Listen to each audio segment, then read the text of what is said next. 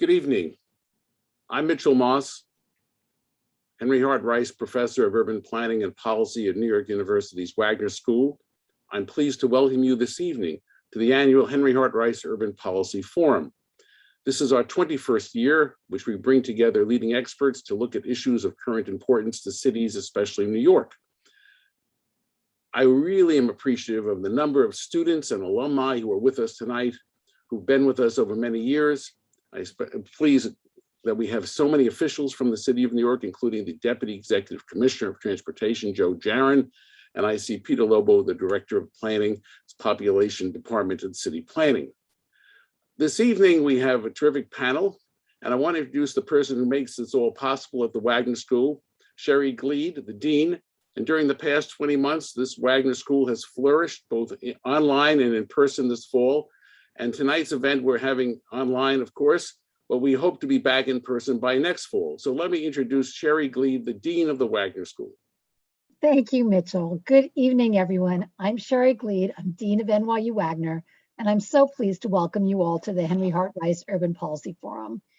Though we are disappointingly online again this year, we are so happy to be able to hold this forum. It has been one of the signature events of NYU Wagner for more than 2 decades. And it's also an opportunity for me to thank the Rice family for their very long tradition of support of the forum, the Rice Professorship, the Rice Urban Fellowship. I'm delighted to have the Rice family, Eve and Tim and Edward and Nancy and Rachel here this evening, and I only wish I was seeing you all in person. They continue to be generous and thoughtful, and we are so grateful for their ongoing contributions to Wagner.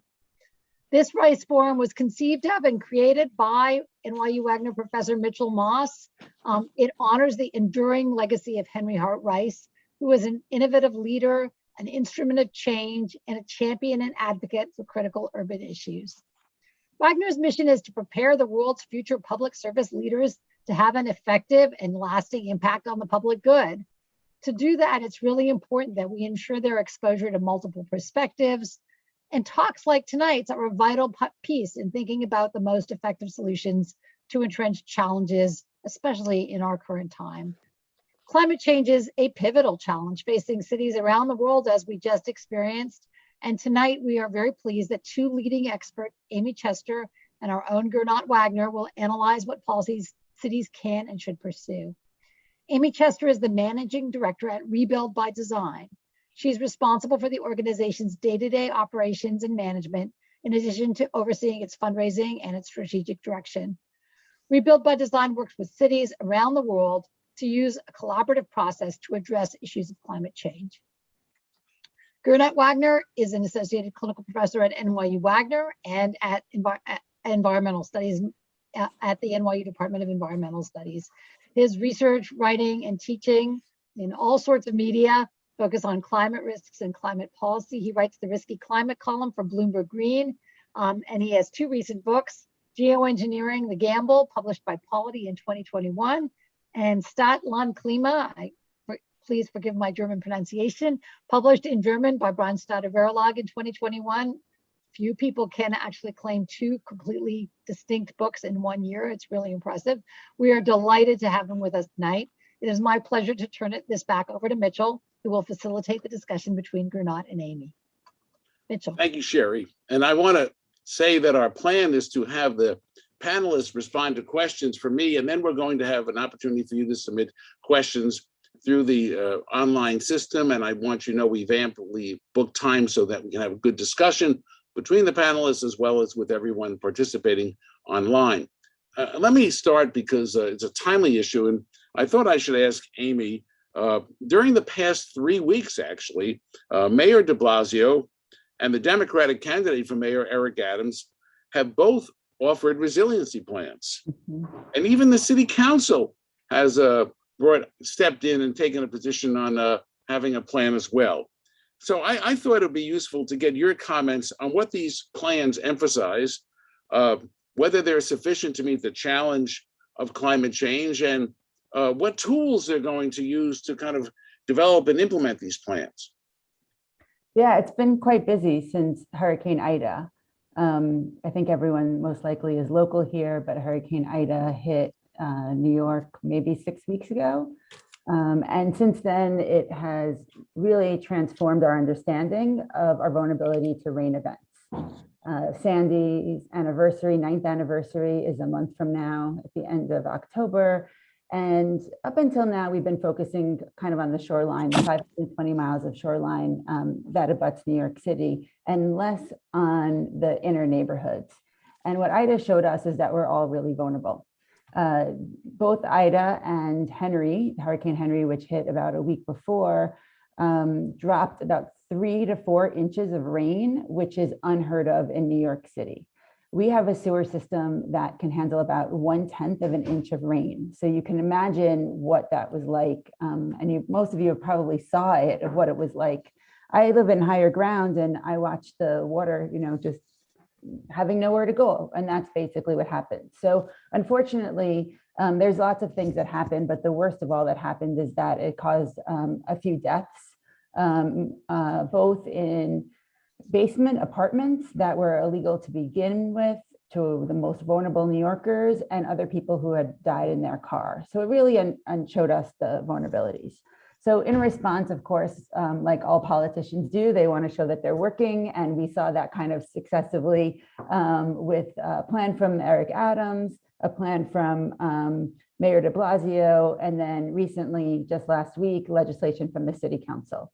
And what's interesting about the Eric Adams plan and the de Blasio's plan is the focus on green infrastructure, which is something that has been around for a very long time, that New York City has kind of piloted here and there, but has not made the commitment to massively increase the way and that we kind of use green infrastructure. Green infrastructure is anything from, ensuring that a park can flood in the proper way, to bioswales, which are on our streets, to rain gardens, to green roofs and other ways that we can essentially just absorb that water. So turning New York City into a sponge. So love the fact that they did that together. But what was also interesting is kind of the things that they didn't do that were so similar. For instance, de Blasio's kind of reaction to the fact that we as New Yorkers didn't feel prepared to the storm is to put together a weather task force, appoint a weather czar, and say that they're going to, I think he said, plan for every worst case scenario every single time. Where Adams is actually using some new technology that will really pinpoint exactly who is affected. So it's interesting approaches from these two models, and we can go into a lot more of the details. I think what's most interesting, though, is having a mayor who has about 3 months left of office, putting out a very large plan with very ambitious goals, and then not taking on, or because he's unable to take on any responsibility for actually implementing it. It would have been interesting if Eric Adams and de Blasio actually got together and thought about, hey, what could we do now? What could we do later? And how do we show that this is a united front? Well, I appreciate this, Amy. And let me ask Gernot, because he has been a member of the mayor's climate change advisory panel. And I don't want to have you speak out of the confidentiality of those meetings, but what's your assessment of the plans that have come from the mayor and the potential mayor and the city council? Permission to speak freely? Yes, we have a First Amendment. So I guess, okay, importantly, right, so the formal advisory panel advises the office, not any particular person.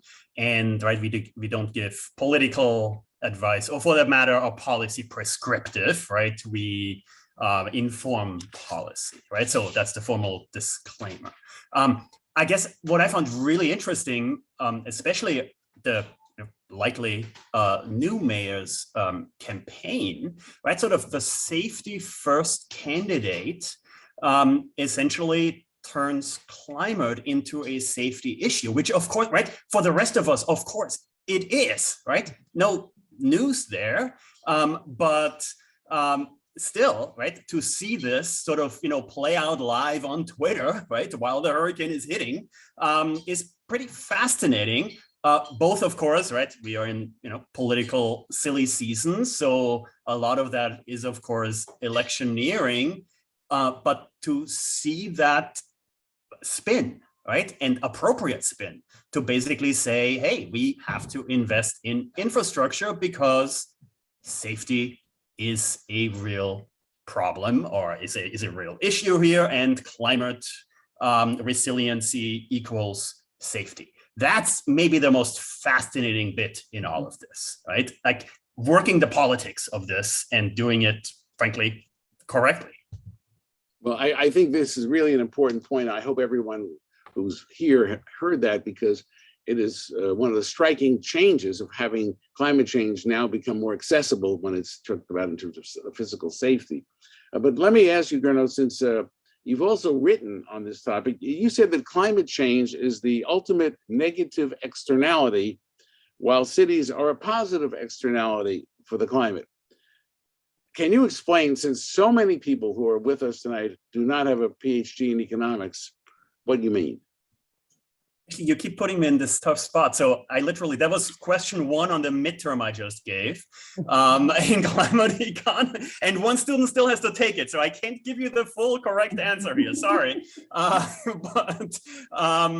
Well, okay, so externality, right? So in English, or sorry, German accented English, but English nonetheless, right? It's sort of these external spillovers, the sort of thing that we don't consider in our direct decision-making because it doesn't affect us, right? Okay, climate change is the ultimate global externality, right? Doesn't get any more global, more long-term, more uncertain, more irreversible, or at least in the combination of these 4 factors, climate is unique. That was the midterm answer, by the way. So the second half, right? Cities, well, it's the ultimate positive externality, right? In so many ways, right? The reason why, urbanization ever since, Uruk, Iraq, right, has sort of like we've continued, right? And more than half of us live in cities right now, and this trend is going to continue. Now, now we can talk about what we mean by cities, right? Suburbs. No, sorry. On the other hand, or especially vis-a-vis climate, right? Really, really bad from an emissions perspective. Cities, on the other hand, are fantastic, right? The efficiency, everything that comes with it, basically cut CO2 emissions sort of by half or by 2/3, right? Just by virtue of moving from the burbs to a real city, you cut CO2 emissions by at least half. It's this process of internalizing, or for that matter, living these massive, massive positive spillovers, positive externalities, to use the dirty econ word, which in the case of cities is really clean, right? Cuts CO2 emissions, helps in mitigation. And all of that combined, leads me to conclude, and frankly leads many of us, right, urban economists, to conclude that at the end of the day, cities are in fact the answer here, or a big part of the answer when it comes to cutting CO2, when it comes to mitigating climate change in the first place. Well, this is really helpful. I think everyone now sees the kind of environmental rationale for cities as opposed to the economic one, which you hear so often. I want to go back to Amy because, in preparing for this, I read 2 weeks ago a report that your organization, Rebuild by Design, had released on hurricane flooding in New York City. And we had become accustomed to learning about storm surges only because of Sandy, and now hurricane flooding is becoming a big issue. And as Gernot pointed out, this is something which is really part of one of the aspects of development here. But during this example of Ida, there was almost no warning to the people who lived in the city. There were greater warnings in New Orleans than there were in New York, about the hurricane. And so I want to ask you a question, which is, is there something we can do to kind of improve the way we help people prepare for the hurricanes? And is there a way to reduce the number of deaths, which really shouldn't have occurred as a result of the flooding this year? So yes, and there's lots we can do. I just want to tie it back to what Gernot is talking about, though, in terms of cities. It's interesting that the kind of best cities in the world are all on waterfronts, right? And there's mega cities in the world that have horrible rain events. And we need to take on the responsibility of what that adaptation looks like. New York City is going to have 3 to 6 feet of sea level rise by the turn of the century. According to our own research, there's 1.2 million people that live in New York City's flood zone, which is not a rain flood zone, that is the storm surge flood zone. And that's going to go up to over 2 million. And that half of those people are low income and half of those people are people of color. We have a huge housing crisis in our city, getting back to your question, Mitchell, and people need places to live. And we need to comprehensively figure out how we're going to meet that problem. Where are we going to fortify? Where are we going to retreat? And where are the people who are going to treat going to go? And where are the people who are already living in community spaces that they shouldn't be living in because they're not up to code, such as basements, going to come up to code?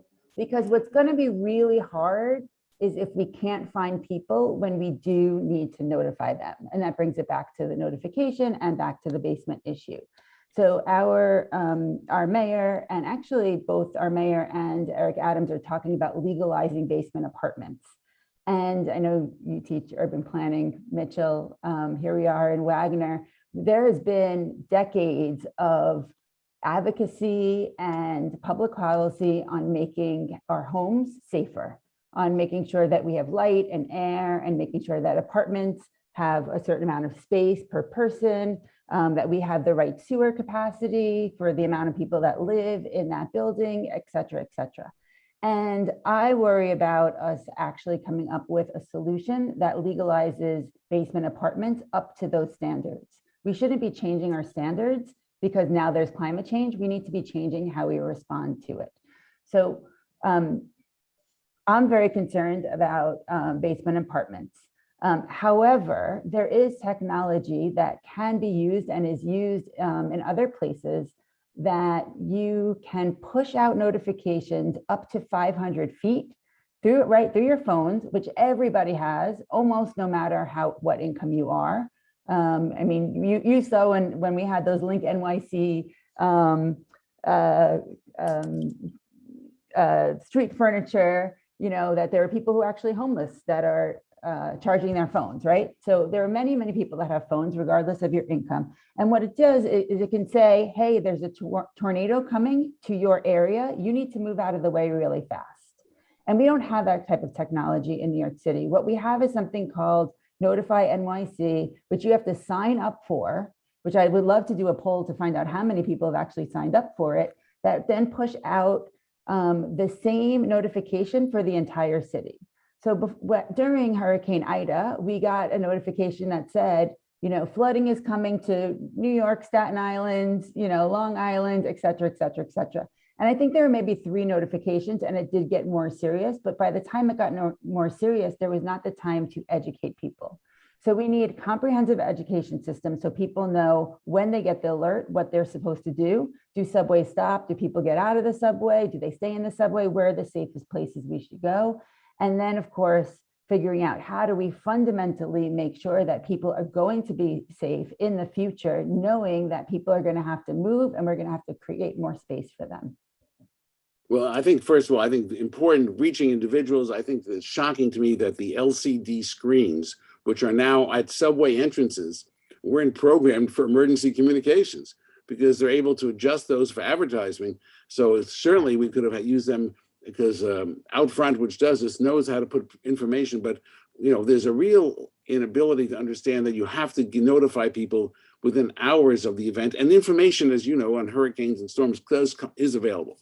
And Mitchell, I just want to add that it's not only climate events. Don't forget, like, we could be vulnerable to terrorist attacks. You know, there's a lot of information that you might want to get out to people. And it's actually the same technology that is used in the Capitol and was used on January 6th. And there's the same technology that's used on college campuses for terrorism attacks, so they can push out that notification. That's really important. I appreciate that. And I want to ask a different question, because now that you've made a good case for cities, I want to take this a step further, which is that you argue that New York needs to build more housing. And obviously we haven't built enough housing given the job creation. But during the past 20 months, we've experienced the COVID pandemic, and that has led to an enormous preference for people to have more outdoor space, larger spaces, because they're working at home and spending more time there. And in some cases, as you know, the resurgence of the suburbs because of the lower density. And so what I'm trying to find out is, how can we have public policies to mobilize people to build more housing in cities? At the same time, we're seeing this kind of a preference for open space leading to kind of a dispersion of some of the population.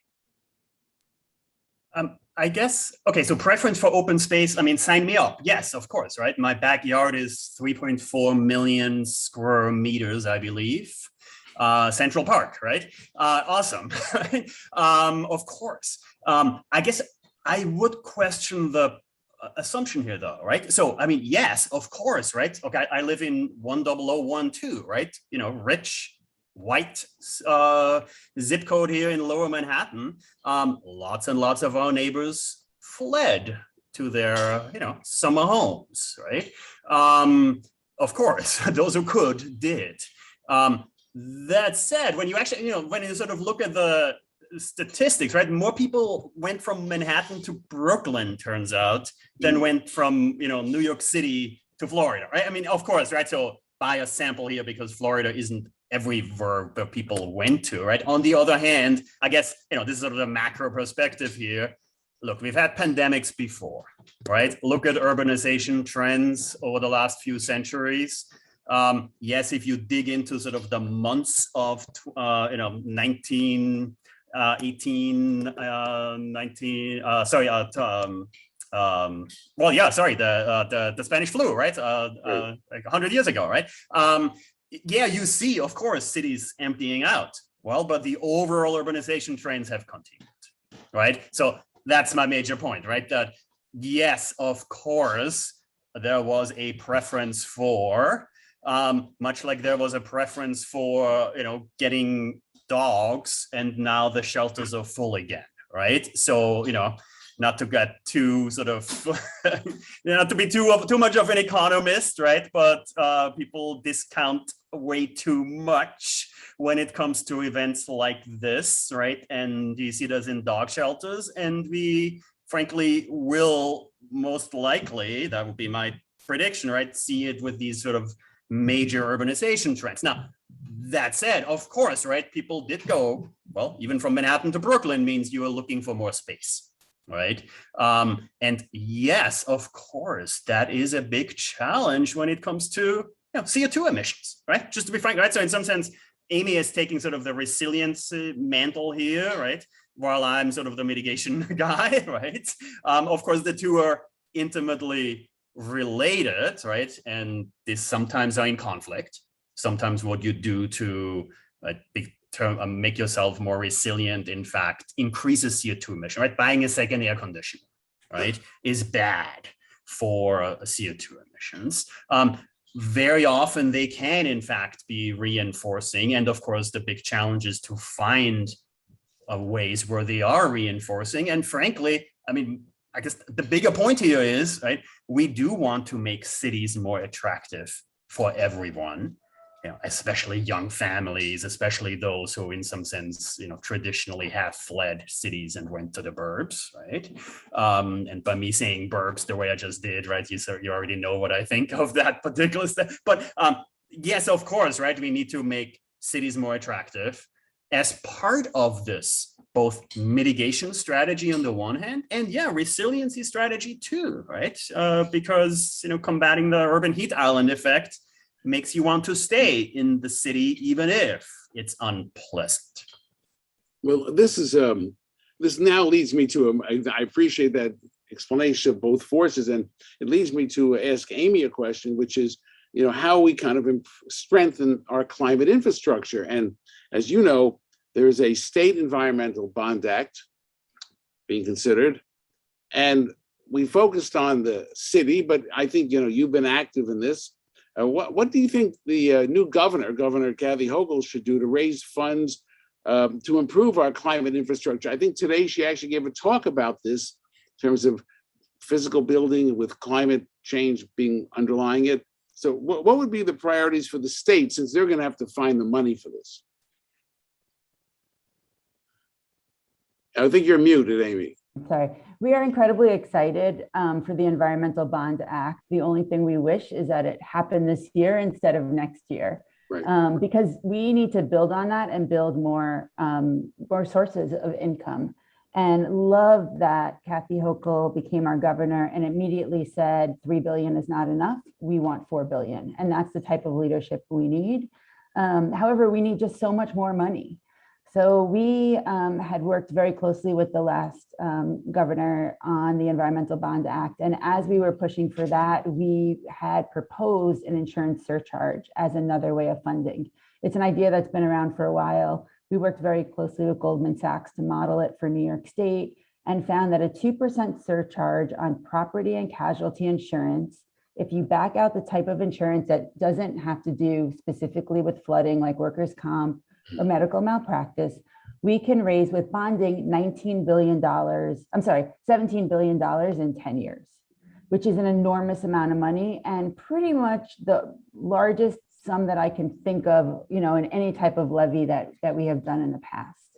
It also makes policy sense because if we are more resilient in terms of our infrastructure and then there's less flooding, then our insurance rates goes down, especially in the flood insurance, which most people don't even have if they're not in a flood zone. So we have been pushing for this idea. We continue to push for this idea. And we're actually working on a research project to now look at it for over 50 states and to see how much money each state can raise, because we think that it's part of the answer. This is really, I think, a very important part for those of you who do public finance. Finding a way to tap into a revenue stream is the key part of getting spending done. Everybody wants to spend, but finding a revenue stream that no one else has tapped. I think politics is the key point of finance. Yeah. Now, Gernot, I'm going to ask you a question and kind of, I think you have been subject of a New York Times article, which pointed out how you have organized your household to be green and to reduce carbon emissions so that you actually are living a kind of a special life, which should be a model for everyone here. And so I wanted to ask you, based on your experience, and how you've done this, in terms of consuming energy, changing the way in which you heat and cool your apartment, I think this is important. It's in the West Village. And even how cooking is done. What policies should we be thinking about to mobilize individuals to reduce their carbon use in everyday life?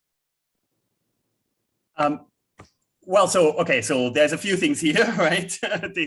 There is I believe the headline, efficient family of 4 searches for efficient apartments, something along these lines, right? I mean, efficiency appeared in this article like 3 times. And it was not meant as a compliment, just to be clear, right?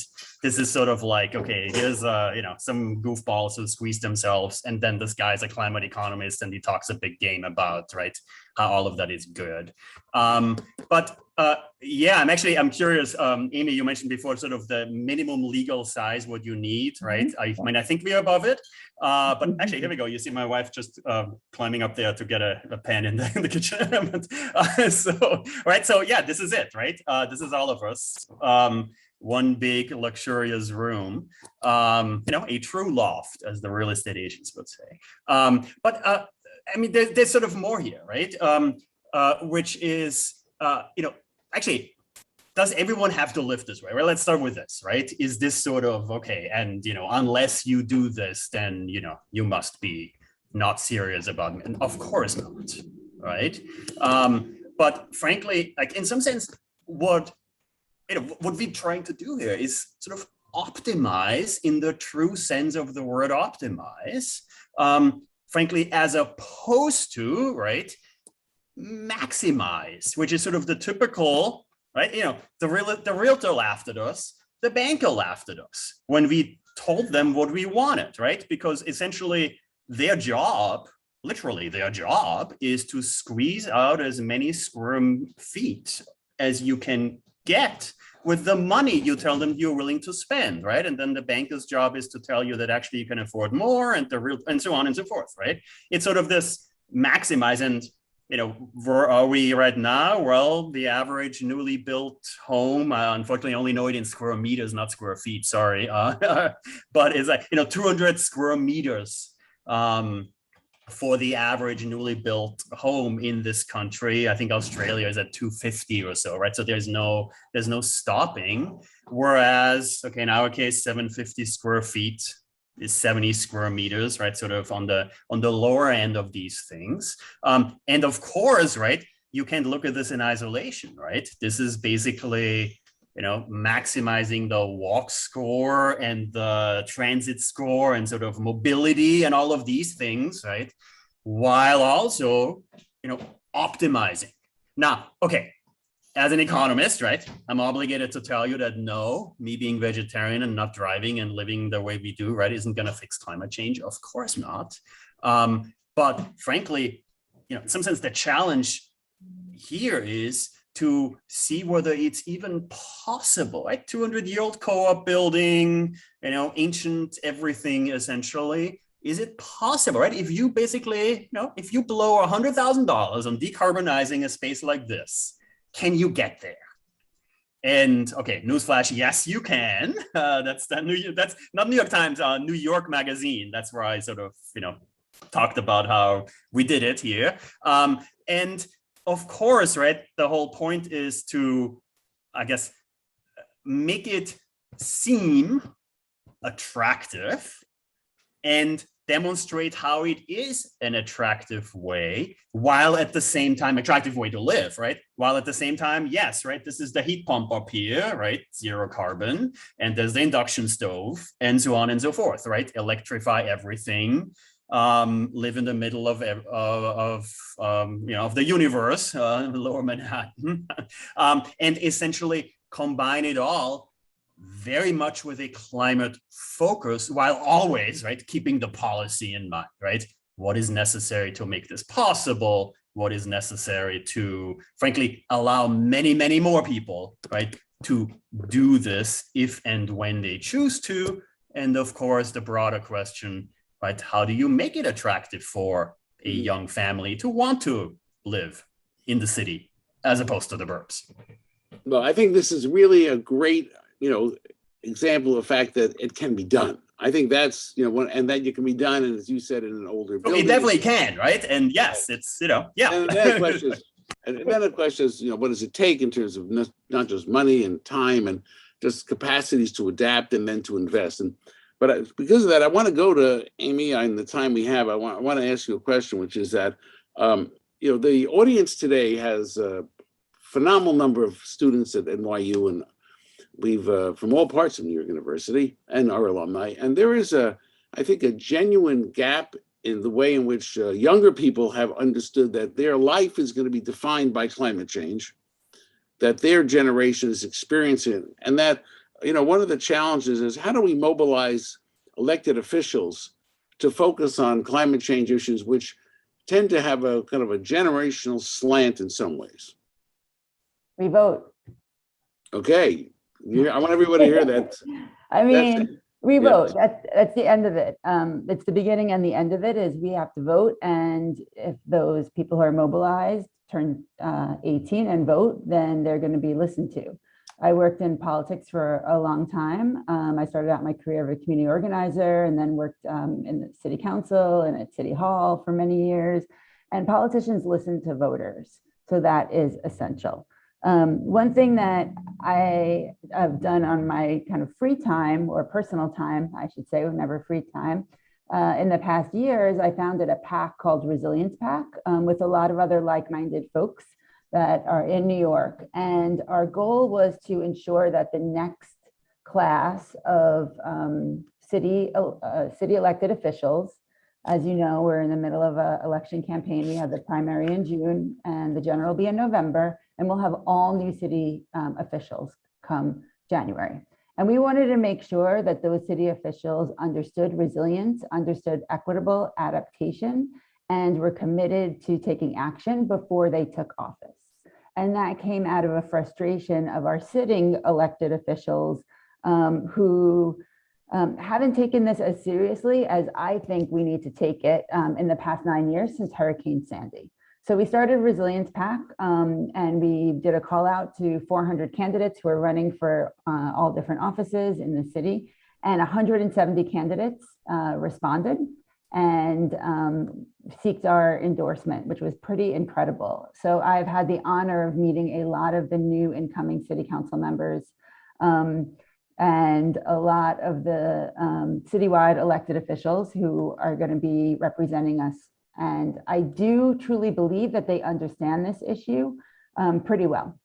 Maybe, dare I say, even more than the others. And it might be that they are out organizing and that they're looking to get elected and they're talking to young people and they have young people buzzing around their office and volunteers that work on their campaigns, and that's where they get the energy from. Or it might be just that they care about New York. I'll tell you something that's like kind of funny and random. I grew up in New York City, so lived here my whole life. And the majority of the people that I come in contact with did not grow up here in New York City. They came here usually after college or maybe for college and stuck around. And the interesting thing about Resilience PAC is that a really large majority of the people actually grew up in New York. And it's a funny moment when we realize this all the time when somebody new joins and they say where they grew up, because that's very unusual. And I think that there is a sense from the people who have lived here for a long time that New York changes, and that's okay, which is different than people who move here and wanted to kind of stop, developing in the moment where it is. And that change is okay. And we have to be responsible to take that change over a long period of time and do it in the ways that are going to enhance the city, because we are here for a long time. I don't want that to not, encourage anybody who didn't grow up in New York to become a member. Everyone should become a member of Resilience PAC. It's a great way to learn from one another. It is an interesting collection of people who do this professionally and people who live in some of the most vulnerable communities. Well, first, Amy, I want to say that Gernot has very, very, very generously provided a link to Resilience PAC. Oh, that's so sweet. And I just want you to know, and my own stuff too, but yeah, and Resilience maybe, PAC too. Maybe Gernot will become a member tonight. So you should have to put your book up there too, Gernot, because if we have one PAC, we have to have the book to balance it out. But I just want you to know, this is really a treat that we have both, understanding that part of the changing pattern of political activity in New York is the changing political population here. This is, people come here, they bring ideas and energy, and that's part of the kind of, as well as their own music and culture, et cetera. Now, I have to ask Gernot a question that just has come up. The Europeans have been very, very aggressive in encouraging the reduction of emissions. I tried to hide my accent, but I guess, okay, yes, I'm European. No, too, but there is independent of you. But, okay. but no matter, and when you leave the United States, you'll find out that the focus on electric vehicles has become kind of a mantra, across the world. Norway, which you would not imagine, is now going to project that they want everyone to be driving electric vehicle, I think, by 2030.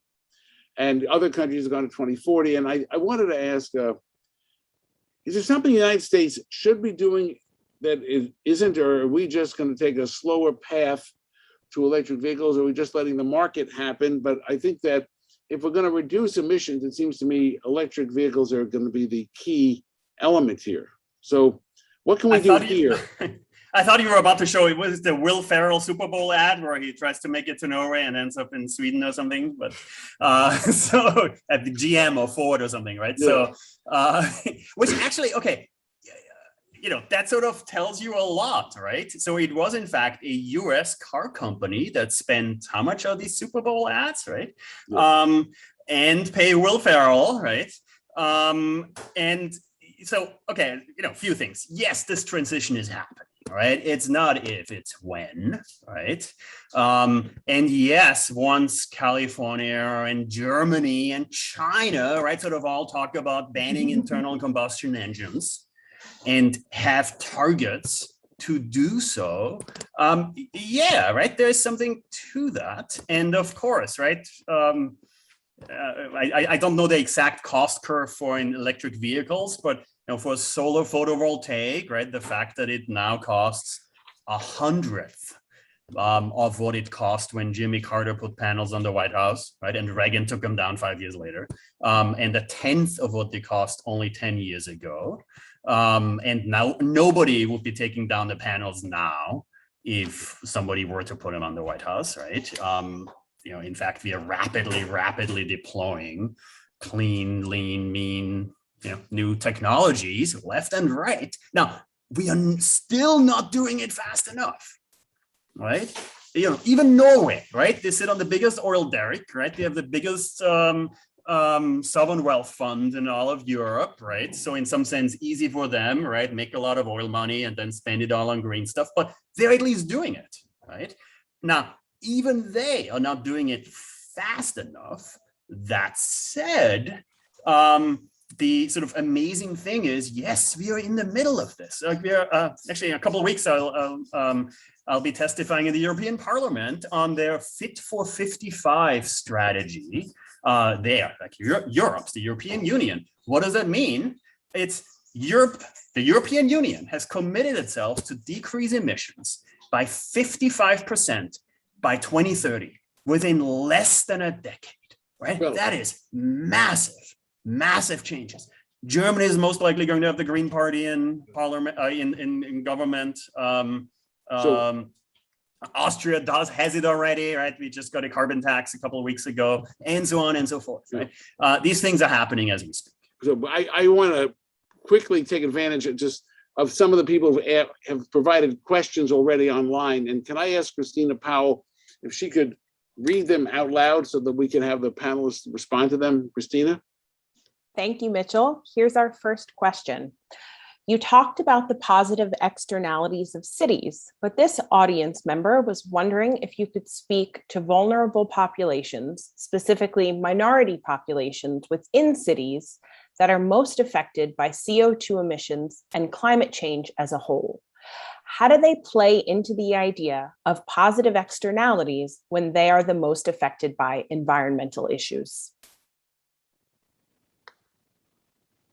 Amy, resiliency question, or shall I give it? I thought it was an economics question, but it is. Yeah. Okay. So not trying to dodge it. So, so of course, right? Actually, here's the very harsh truth. Of course, right? So, the rich will adapt. It's the poor who will suffer, right? So, in so many ways, right? It's the poor who get hurt the most by everything, frankly, right? But of course, also by unmitigated climate change, a major problem. Now, in some sense, right, that doesn't take away from the cities provide positive externalities to, in fact, help us address.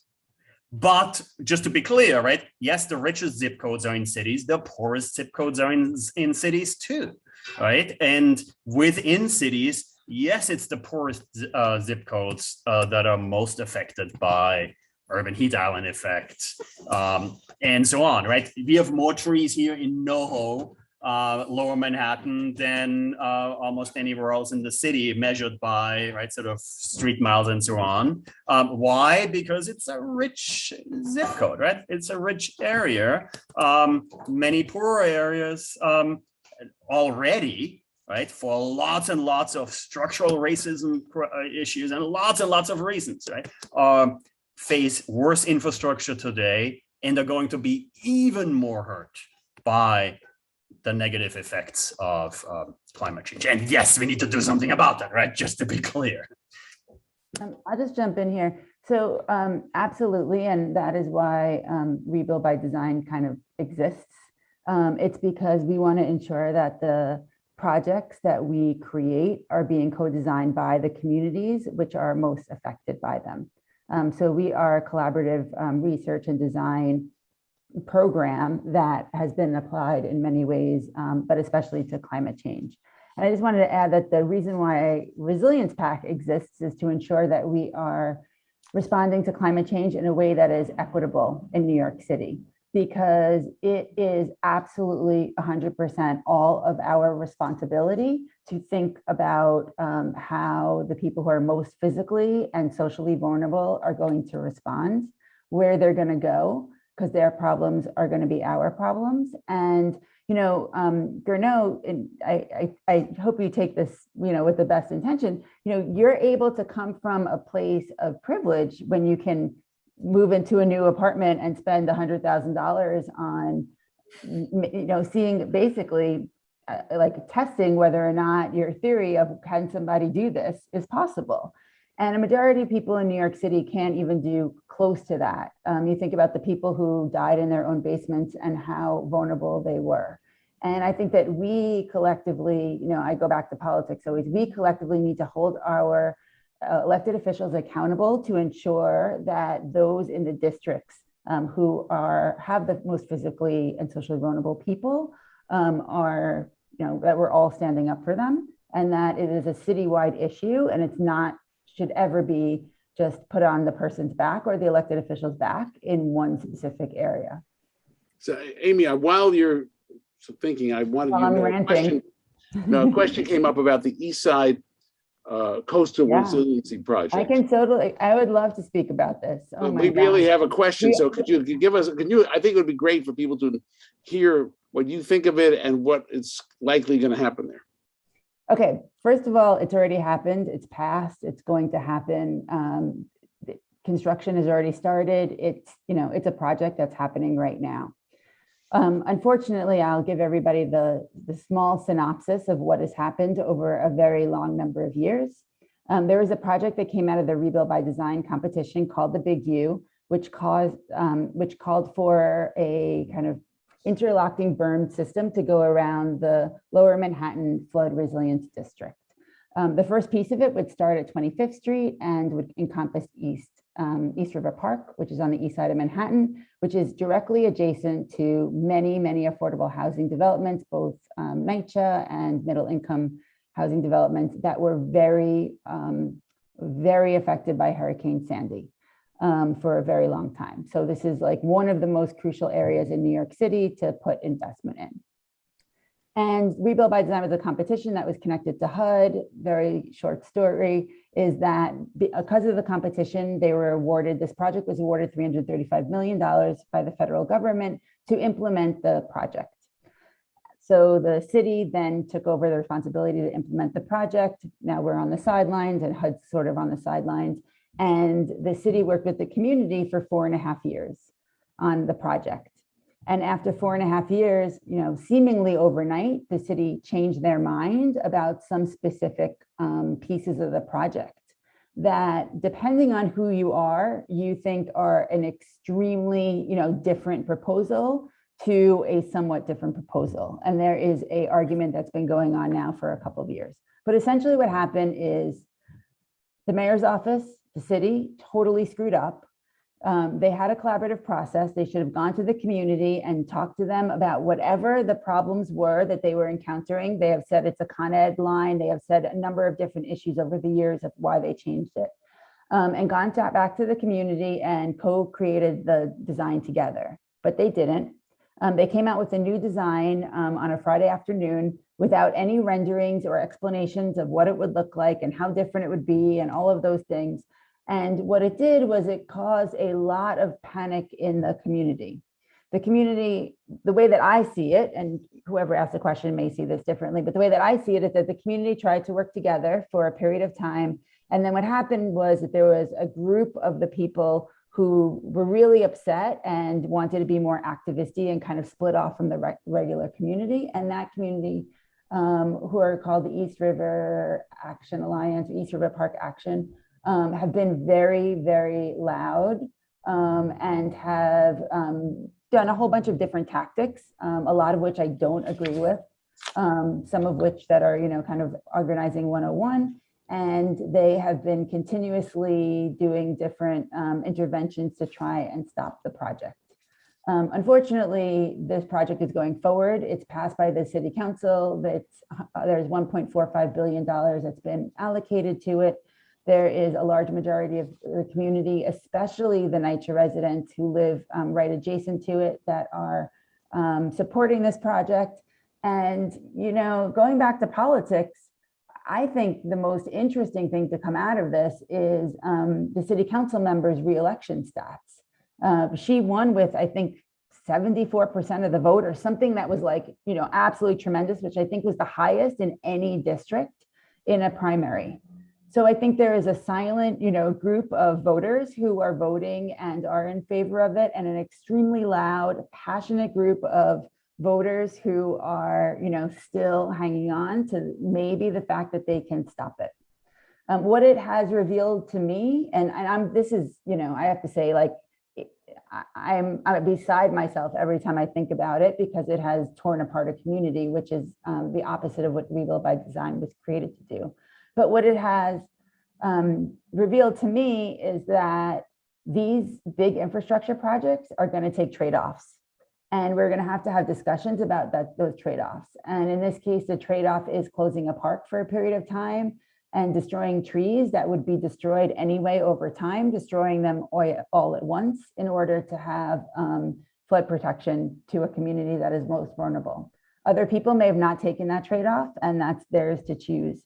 And we're going to see a lot more of these trade-offs. And unless we really create transparent government processes, we're going to see a lot more people that are going to be, suing and against projects. Well, I appreciate that, because you see how much the mobilization can keep things from getting done, put it that way. I want to ask Gernot, you've had a couple of people ask questions. One, of course, as you may have seen, one of our students talks about whether the political system in New York or in the country itself is able to pass the policies that meet the targets you set. And I think there's some other questions you've seen. So I wanted to give you an opportunity to kind of consolidate them and try to respond to the 2 or 3 questions targeted to you. So I've tried to respond in writing to a couple of questions. So sorry to those. I'll try not to address them directly now, sort of the more detailed ones. But okay, political system.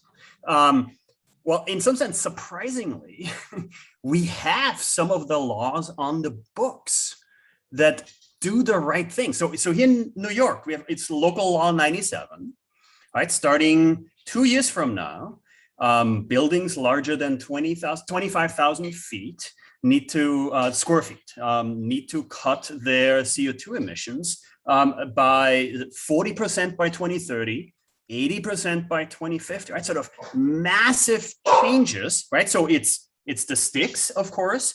Now it's, carrots too, it's incentives, right? So part of this is creating the sort of the financing, right? So the technical term, sort of PACE credits, right? Sort of PACE financing, where you essentially allow for very low interest, highly subsidized loans that homeowners, building owners pay back via their property taxes, right? Sort of as simple a process as you can imagine, highly subsidized, to borrow the money to pay for the sort of retrofits that are necessary to cut emissions from buildings by these, right, enormous amounts, right? 40% by 2030. That's, you need to hire the contractors now to make that happen, right? Within less than a decade for large buildings, right? So in some sense, some of the right policies we already have in place. They seem long-term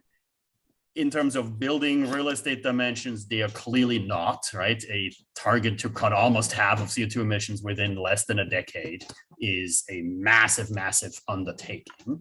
Now, is it enough? No, right? Are we solving climate change? Are we sort of, done? We can sort of talk about the successes. No, clearly not. We need to do even more. But yeah, amazingly enough, we have many of those right policies, not at the federal level, not in this country. But at the state level, at the city level, absolutely. And in many ways, we need to get on with it, right? We need to actually do it. We need to deploy stuff. We need to retrofit buildings. We need to do it now, because if you want to get it done by the end of the decade, yeah, you better start now. Well, I think that, Amy, I'll let you go. Yes. I was going to say, like, I also think that local law 97 is a great example of what doesn't work. Because it's a great intention, and I worked on the Greener Greater Buildings Plan under Bloomberg when I was part of the team that created Plan YC. So I'm, for green buildings. I have my card that says so, kind of. But what Local Law 97 has done is it has implemented an extremely costly law without making it very easy for people to get the financing. So my own building is going through this. We have 133 units, and our common charges have gone up. They have started charging us for all sorts of things like bike rooms that never charged before, because they're really trying to find solutions. And I hear the same thing across cooperatives in New York City, but even louder, and the part that we have to really pay attention to, are the middle income co-ops, the ones that cannot raise the rent, because they're not allowed, like structurally. And what we did here is we put out a law without really thinking about how the people are affected. So what's happening is that people start hating the law, and then they start hating green buildings, and they start hating the environment and feel like it's, pressuring them. And we need to get better at implementing laws in ways that people can actually take advantage of it, and like have some incentives to do it early and show that it works, et cetera, et cetera.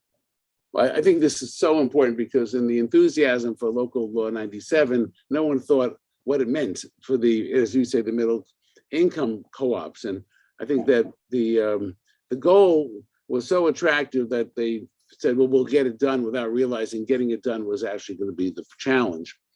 I want to point out that what you've heard tonight is how much housing and development is now going to be shaped by climate change concerns and priorities and policies. I can't think of anything Henry Hart Rice, who was such an important person in land development and parcels being acquired and developed. No one would have appreciated the way in which the actual building process in the next century is all going to be shaped much more by our concern for the environment. In fact, I think the City Planning Commission has a rule now where you can't allow people to live on the ground floor in buildings that are within floodplain zones. Is that correct? It's only in like 6 or 8 areas that are the most crucial areas, and they're not doing anything for the people that already live there. They're just allowing new development to happen. They're allowing very, very tall buildings to happen in those areas without thinking about the infrastructure, the roads, or any other things. So yes, and another like good example of like good intention, but in practice, unfortunate the way it's rolled out. So, well, we have 2 minutes left, so let me just give the panelists each a minute to give if you have any thoughts that you didn't get to communicate in the past hour, or ideas. I want to let you have that chance. Gernot? Maybe just very quickly, not in defense of Local Law 97, full on defense, but in defense of carrots and sticks, right? In defense of we need both. Now, okay, in many ways, we got started very, very late with trying to implement these things, right? And in some sense, right, passing far off targets always sounds good when you do it, right? Vladimir Putin just came out with a net zero target for Russia by 2060, right? Like, there's sort of, it either tells you these net zero targets are meaningless, right? Or it tells you there's really something on the foot here, right? Now, of course, it's both in the end, right? In this case, not quite as extreme with Local Law 97, right? But yeah, you need the long-term targets, right? You need the stick. You need the penalty to basically say, we better get our act together. The fact that then it hits different buildings very, very differently, right? And it raises many, many equity concerns. Of course, right? Those are crucial questions we frankly have not yet begun to address. That said, yeah, you need both, right? You need to climb up the learning curve, slide down the cost curve on, actually deploying the stuff, right? building the heat pumps, putting the insulation on your building, while at the same time, you need the incentive to do it, right? You need someone to fine you if you don't. Otherwise, we won't. I'm going to have to quickly go to Amy because I want to live within our time. And Amy, if you have some ideas or thoughts we didn't get to hear, you should feel free.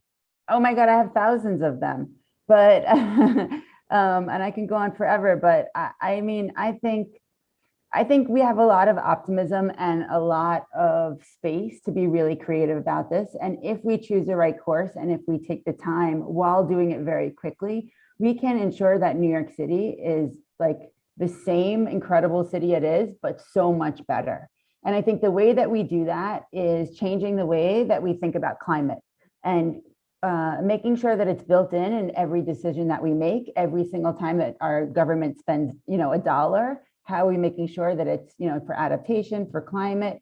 How are we making sure that government works better together through the silos of agencies? And I think we'll get there. Well, I want to thank both of you. And I think this is the first forum in over 2 decades we've heard Vladimir Putin's name mentioned. And so that alone is a breakthrough. I just want to hopefully the last. Yes. But I want to thank Amy. I want to thank Gernot. I want to thank the Rice family, especially for their continuous and generous support of this gathering, and of course our Dean Sherry Gleed. But most of all, thank each of you for joining us this evening, and I hope you'll go to the links that have been provided, I think, both by Amy and Gernot, so that you can pursue this even more. Thank you very much, and good evening.